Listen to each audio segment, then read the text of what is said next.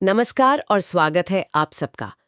आज जब हम नीति और रणनीति की बात कर रहे हैं तो मुझे फ्रांसीसी लेखक एंटनी डी सेंट एक्सपेरी की एक बात याद आ रही है, जिसे थोड़ा बदल कर कह सकते हैं, बिना रणनीति के नीति वो तो बस एक इच्छा है।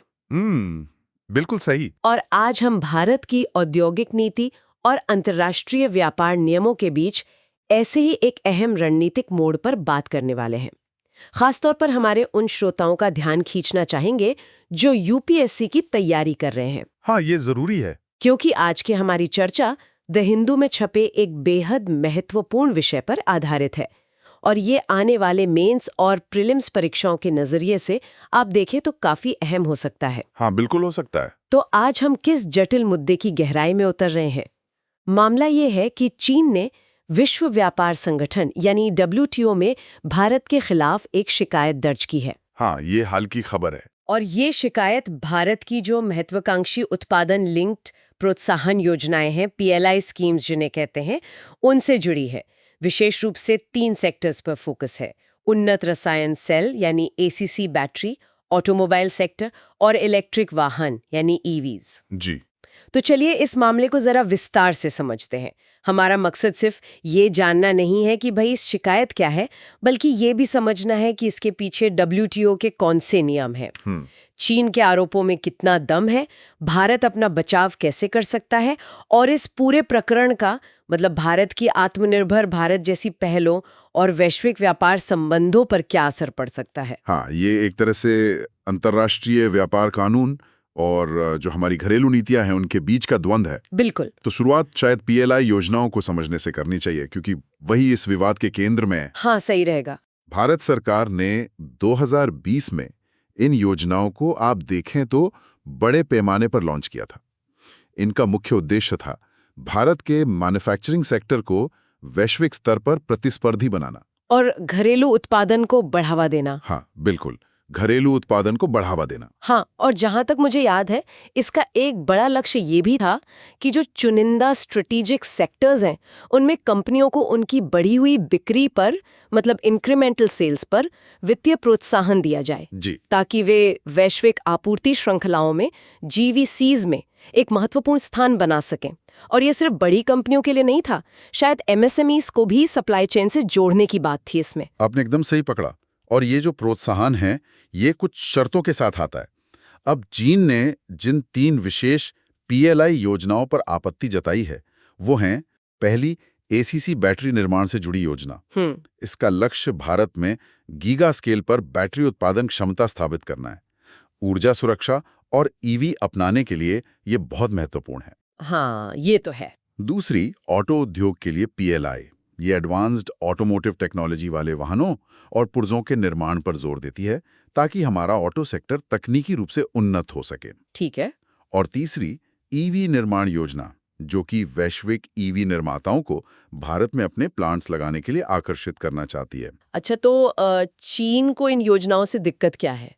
उनकी मुख्य शिकायत का आधार क्या है? देखिए, चीन का मुख्य आरोप यह है कि ये तीनों PLI योजनाएं कंपनियों को सब्सिडी या वित्तीय लाभ तो देती हैं, लेकिन एक शर्त के साथ। शर्त? कैसी शर्त? और वो शर्त है घरेलू मूल्य वर्धन की, जिसे डोमेस्टिक वैल्यू एडिशन या DVA कहते हैं। उनका कहना है कि ये शर्त एक तरह से कंपनियों को भारत में बने सामान या सेवाओं का उपयोग करने के लिए बाध्य करती है। अच्छा, क्या इसका कोई ठोस उदाहरण है इन योजनाओं में, मतलब कैसे? हाँ, बिल्कुल। जैसे ऑटो सेक्टर की PLI योजना को लें, उसमें लाभ पाने के लिए एक शर्त यह है कि उत्पाद में कम से कम 50% DVA होना चाहिए। 50%? हम्म।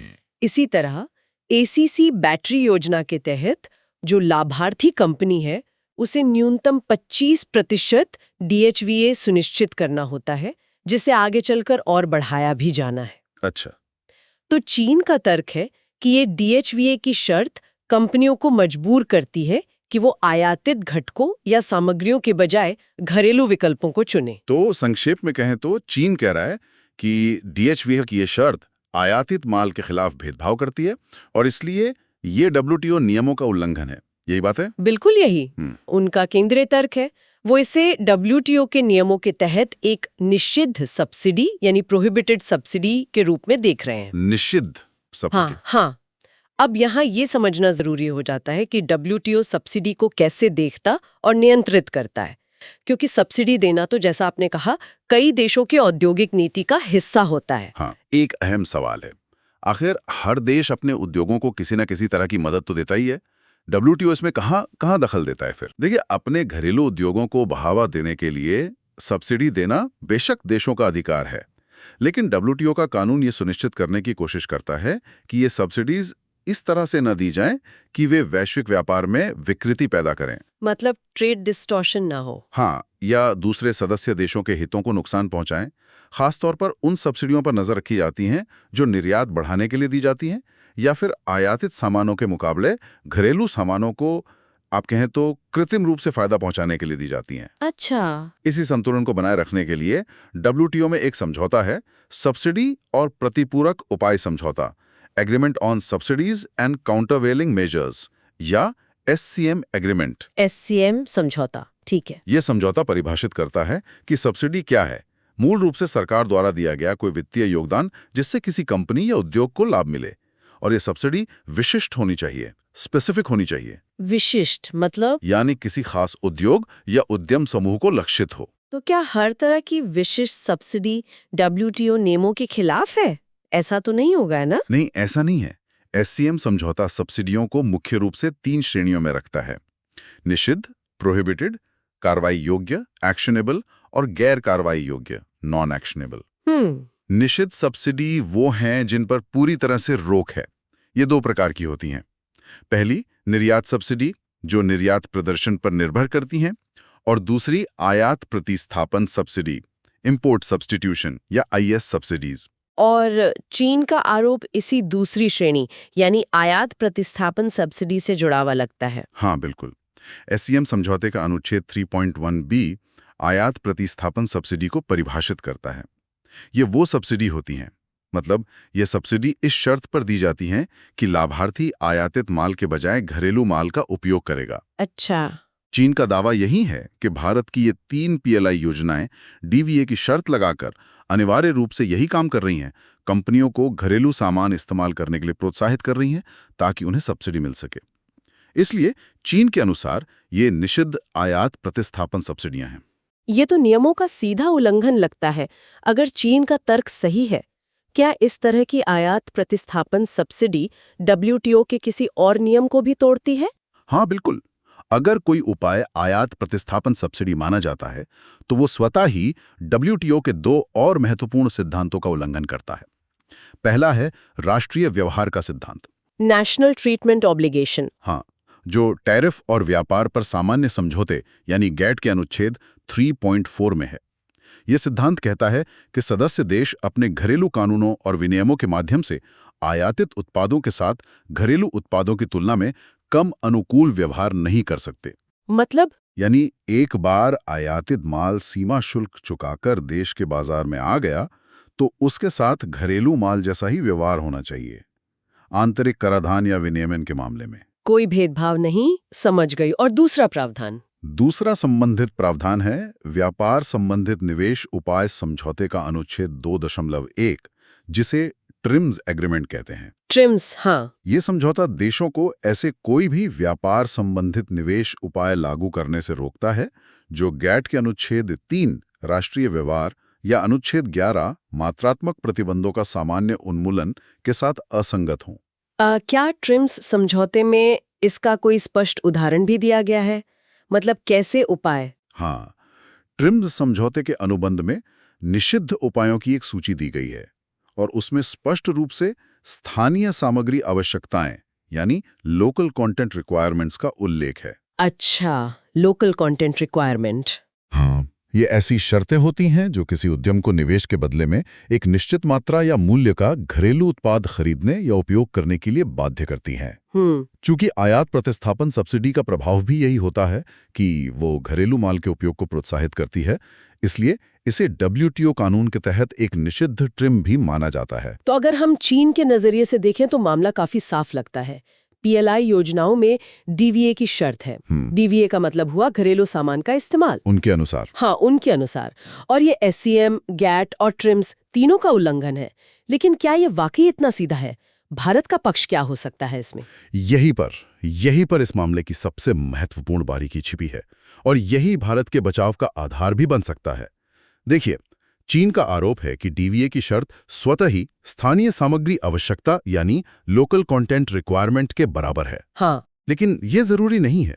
डीवीए का मतलब है घरेलू मूल्य वर्धन, डोमेस्टिक वैल्यू एडिशन।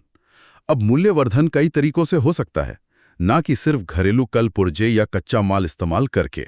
अच्छा, ये एक दिलचस्प नुक्ता है। इसे थोड़ा और स्पष्ट करेंगे, कोई उदाहरण देकर? जरूर। मान लीजिए एक कंपनी भारत में एक एडवांस बैटरी पैक बना रही है। उसे 50% डीवीए हासिल करना है। ठीक है। ये डीवीए सिर्फ भारत में बने सेल या केसिंग इस्तेमाल करके ही नहीं पाया जा सकता। ये इस तरह भी हो सकता है, जैसे कंपनी बैटरी के सेल भले ही बाहर से आयात करे, मान लीजिए 30% लागत उसकी है, लेकिन उस बैटरी का डिजाइन और इंजीनियरिंग भारत में किया जाए, मान लीजिए इससे 20% मूल्यवर्धन हुआ। ओके, R&D और डिजाइन। हाँ, फिर बैटरी मैनेजमेंट सिस्टम का जो जटिल सॉफ्टवेयर है वो भारत में विकसित किया जाए, इससे शायद 15% मूल्यवर्धन हो गया। पैक की असेंबली भारत में अत्याधुनिक रोबोटिक्स का उपयोग करके की जाए, मान लीजिए 10% मूल्यवर्धन यहाँ हुआ। ठीक। और अंतिम टेस्टिंग और सर्टिफिकेशन भारत में हो, मान लीजिए 5% यहाँ। तो ये तो 20 + 15 + 10 + 5, ये तो 50% हो गया। हाँ, बिल्कुल। इस स्थिति में कुल मूल्यवर्धन 50% भारत में हुआ, भले ही मुख्य घटक यानी सेल आयातित था। तो डीवीए हासिल हो गया, लेकिन ये अनिवार्य रूप से स्थानीय सामग्री की शर्त नहीं थी। ये देश के भीतर हुई उच्च स्तरीय आर्थिक गतिविधि जैसे R&D, डिजाइन, जटिल असेंबली का नतीजा था। ये तो वाकई एक महत्वपूर्ण अंतर है। इसका मतलब है कि भारत ये तर्क दे सकता है कि उसकी PLI योजनाएं कंपनियों को घरेलू सामान खरीदने के लिए मजबूर नहीं कर रही हैं। हाँ, बल्कि भारत में मूल्य वर्धन करने के लिए प्रोत्साहित कर रही हैं, जो कि डिजाइन, तकनीक विकास या कुशल निर्माण प्रक्रियाओं के जरिए भी हो सकता है। एकदम सही, बिल्कुल यही। इसलिए ये तय करना कि क्या ये PLI योजनाएं वास्तव में निषिद्ध सब्सिडी हैं, ये एक तथ्यात्मक विश्लेषण का विषय होगा। WTO पैनल को ये देखना होगा कि डीवीए की शर्तें व्यवहार में कैसे काम कर रही हैं। क्या वे वास्तव में आयात पर घरेलू माल को तरजीह देने के लिए बाध्य कर रही हैं, या वे केवल देश के भीतर अधिक आर्थिक गतिविधि और तकनीकी उन्नयन को बढ़ावा दे रही हैं। भारत का बचाव इसी नुक्ते पर आधारित होने की संभावना है। तो अब आगे की प्रक्रिया क्या होगी? ये विवाद WTO में कैसे सुलझेगा? देखिए, WTO में विवाद सुलझाने का पहला चरण हमेशा परामर्श होता है, कंसल्टेशंस, बातचीत। हाँ, बातचीत। भारत और चीन के पास अब 60 दिनों का समय है कि वे आपसी बातचीत के जरिए इस मुद्दे का कोई सर्वमान्य हल निकाल सकें। कई बार देश इस स्तर पर ही कोई समझौता कर लेते हैं। और अगर बातचीत से हल नहीं निकलता है तो? यदि परामर्श विफल रहता है तो चीन WTO से एक विवाद समाधान पैनल, डिस्प्यूट सेटलमेंट पैनल स्थापित करने का अनुरोध कर सकता है।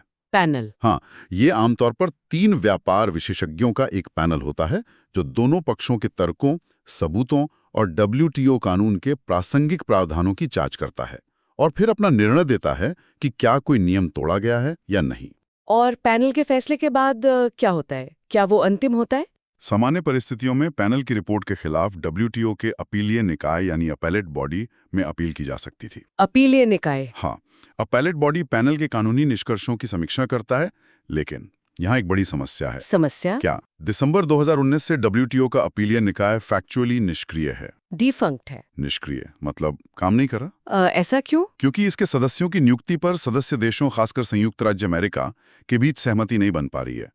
नए सदस्यों की नियुक्ति हो ही नहीं पा रही है। ओहो। और इस वजह से अपीलीय निकाय के पास अपील सुनने और निर्णय देने के लिए जो आवश्यक न्यूनतम सदस्य संख्या चाहिए, कोरम, वो ही नहीं है। तो इसका इस खास विवाद पर क्या असर पड़ेगा? अगर मान लीजिए भारत या चीन पैनल के फैसले से सहमत नहीं होते हैं तो क्या होगा? इसका व्यावहारिक परिणाम ये है कि यदि पैनल के फैसले के खिलाफ अपील दायर की जाती है, जिसे अब अपील इनटू द वॉइड कहा जा रहा है, तो मामला एक तरह से लटक जाएगा। लटक जाएगा? हाँ, क्योंकि अपीलीय निकाय काम ही नहीं कर रहा है, इसलिए अपील पर कोई फैसला हो ही नहीं पाएगा। और जब तक अपील का निपटारा नहीं होता, तब तक पैनल का फैसला आधिकारिक रूप से अपनाया नहीं जा सकता और ना ही उसे लागू करवाया जा सकता। यानी एक तरह से यथास्थिति बनी रहेगी और भारत अपनी PLI योजनाओं को जारी रख सकेगा, कम से कम तब तक जब तक अपीलीय निकाय का मुद्दा हल नहीं हो जाता, और वो तो अनिश्चित काल तक चल सकता है। हाँ, व्यावहारिक रूप से यही मतलब निकलता है, जिस देश के उपाय को चुनौती दी गई है वो उसे जारी रख सकता है क्योंकि अंतिम बाध्यकारी निर्णय आ ही नहीं पाता। ये WTO विवाद समाधान प्रणाली की एक बड़ी मौजूदा कमजोरी है, इसमें कोई शक नहीं। तो संक्षेप में इसका क्या अर्थ हुआ? हमने देखा कि चीन ने भारत की 3 महत्वपूर्ण PLI योजनाओं ACC बैटरी, ऑटो और EV को WTO में चुनौती दी है। जी। उनका आरोप है कि इन योजनाओं में शामिल घरेलू मूल्यवर्धन यानी DVA की शर्तें अनिवार्य रूप से आयात प्रतिस्थापन सब्सिडी हैं, जो SCM समझौते, GATT के राष्ट्रीय व्यवहार सिद्धांत और ट्रिम समझौते का उल्लंघन करती हैं। बिल्कुल। हमने ये भी समझा कि DVA और स्थानीय सामग्री आवश्यकता LCR के बीच एक महत्वपूर्ण अंतर है और भारत का बचाव शायद इसी अंतर पर आधारित हो सकता है कि DVA का मतलब सिर्फ स्थानीय सामान खरीदना नहीं बल्कि देश में मूल्य वर्धन करना है। हाँ, जो R&D, डिजाइन वगैरह सभी हो सकता है। जी, और अंत में हमने देखा कि WTO की विवाद समाधान प्रक्रिया कैसे काम करती है और खास तौर पर अपीलीय निकाय के निष्क्रिय होने के कारण इस मामले का अंतिम निर्णय अनिश्चित काल के लिए टल सकता है। अब आते हैं UPSC के नजरिए से इस विषय के महत्व पर। ये क्यों इतना प्रासंगिक है उम्मीदवारों के लिए? बताएं। अंतर्राष्ट्रीय संबंध, जिसमें महत्वपूर्ण अंतर्राष्ट्रीय संस्थान, एजेंसियां और मंच, उनकी संरचना, जनादेश आते हैं। हाँ, WTO तो उसमें आता ही है और GS पेपर 3 से भी जुड़ता है। भारतीय अर्थव्यवस्था तथा योजना, संसाधनों को जुटाना, प्रगति, विकास, रोजगार से संबंधित विषय और औद्योगिक नीति में परिवर्तन तथा औद्योगिक विकास पर इनका प्रभाव। हाँ, इसमें WTO, उसके समझौते जैसे SCM, GATT, ट्रिम्स, अंतर्राष्ट्रीय व्यापार कानून के सिद्धांत जैसे नेशनल ट्रीटमेंट, प्रोहिबिटेड सब्सिडीज, बिल्कुल। भारत की औद्योगिक नीति जैसे PLI, आत्मनिर्भर भारत, भारत चीन व्यापार संबंध और वैश्विक आपूर्ति श्रृंखला, ये सब आ जाते हैं। एकदम सही। प्रीलिम्स परीक्षा के लिए भी WTO समझौतों के विशिष्ट प्रावधान जैसे SCM अनुच्छेद 3.1b, GATT अनुच्छेद 3, सब्सिडी के प्रकार, DVA, LCR, राष्ट्रीय व्यवहार, ट्रिम्स जैसी अवधारणाओं पर आधारित प्रश्न बन सकते हैं। या सीधे पूछा जा सकता है कि हाल ही में कौन से देश ने भारत की PLI योजना को WTO में चुनौती दी या विवाद किस नियम से संबंधित है। और मेंस के लिए तो ये एक बेहतरीन केस स्टडी है ना? निश्चित रूप से। मेंस के लिए ये केस स्टडी दिखाती है कि कैसे घरेलू आर्थिक उद्देश्यों जैसे विनिर्माण को बढ़ावा देना, आत्मनिर्भरता हासिल करना और अंतर्राष्ट्रीय व्यापार नियमों और दायित्वों के बीच तनाव पैदा हो सकता है। उम्मीदवारों से अपेक्षा की जा सकती है कि वे इस मुद्दे का आलोचनात्मक विश्लेषण करें। चीन के आरोपों की वैधता क्या है, भारत के संभावित बचाव क्या हैं, अपीलीय निकाय संकट के क्या निहितार्थ हैं और भारत की भविष्य की व्यापार और औद्योगिक नीति के लिए इसके क्या मायने हो सकते हैं। और ये भारत की मेक इन इंडिया और आत्मनिर्भर भारत जैसी पहलों की WTO अनुरूपता पर भी सवाल उठाता है शायद। बिल्कुल। विश्लेषण में ये भी शामिल हो सकता है कि क्या ऐसी PLI योजनाएं वास्तव में लंबी अवधि में भारत के हित में हैं भी या नहीं। ये भी एक सवाल है। बिल्कुल। और ये हमें आज के विचारणीय प्रश्न की ओर ले जाता है। श्रोताओं के लिए एक सवाल छोड़ते हैं। PLI जैसी योजनाएं जो स्पष्ट रूप से घरेलू विनिर्माण और आत्मनिर्भरता को लक्षित करती हैं, उन्हें WTO जैसे वैश्विक व्यापार नियमों के ढांचे के साथ कैसे संरेखित किया जा सकता है, कैसे बैलेंस करें। हाँ, ये एक बड़ा सवाल है। क्या घरेलू मूल्य वर्धन DVA जैसी शर्तें, भले ही वे सीधे तौर पर स्थानीय सामग्री की मांग ना करती हों, फिर भी क्या वो व्यापार को विकृत करती हैं? और क्या ये शर्तें दीर्घकाल में भारतीय उद्योगों को वास्तव में वैश्विक रूप से प्रतिस्पर्धी और नवोन्मेषी बनाएंगी, या कहीं वे संरक्षणवाद का एक सूक्ष्म रूप बनकर अक्षमता को बढ़ावा देंगी और आगे भी व्यापार विवादों को जन्म देंगी? ये वास्तव में एक गहरा सवाल है जिस पर नीति निर्माताओं और विश्लेषकों को विचार करने की जरूरत है, खासकर जब भारत वैश्विक अर्थव्यवस्था में अपनी भूमिका को फिर से परिभाषित करने का प्रयास कर रहा है। हमें उम्मीद है कि द हिंदू पर आधारित यह गहन चर्चा हमारे सभी श्रोताओं, विशेषकर UPSC उम्मीदवारों के लिए उपयोगी रही होगी। उम्मीद तो यही है। अगर आपको ये विश्लेषण पसंद आया तो कृपया लाइक करें और सब्सक्राइब करें। आपके कोई प्रश्न हो या आप किसी और विषय पर ऐसी ही विस्तृत चर्चा सुनना चाहते हो तो नीचे टिप्पणी अनुभाग में जरूर लिखें। हम जवाब देने की पूरी कोशिश करेंगे। अगली बार फिर मिलेंगे एक नए विषय के साथ। धन्यवाद।